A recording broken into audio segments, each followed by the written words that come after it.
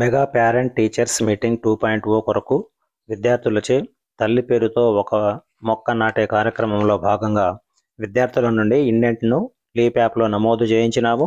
ఆ మొక్కలను ప్రభుత్వం వారు మనకు సమకూర్చినారు. ఆ మొక్కలను పీటీఏ మీటింగ్ నాడు విద్యార్థులకు అందివ్వడం జరిగింది.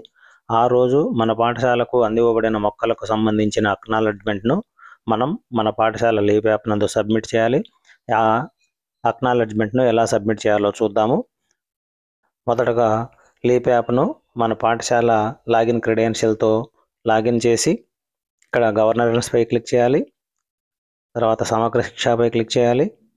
ఇక్కడ చివరిలో గ్రీన్ పాస్పోర్ట్ ఆప్షన్ ఉంది, దీనిపైన క్లిక్ చేయాలి. ఇక్కడ అక్నాలెడ్జ్మెంట్ ఆఫ్ రిసీవ్డ్ ప్లాంట్స్ ఉంది, దీనిపై క్లిక్ చేయాలి. ఇక్కడ రాశ ఉసిరి అనేది 45 నంబర్స్ మనకు సప్లై చేసినట్టుంది. సో ఎంటర్ రిసీవ్డ్ శాంప్లింగ్స్ అని, అంటే ఎన్ని మొక్కలు మనకు సప్లై చేయబడ్డాయో ఆ నంబర్ ఇక్కడ ఇవ్వాలి.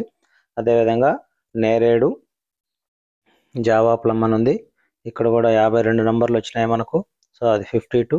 అదేవిధంగా వేప 10 నంబర్సు.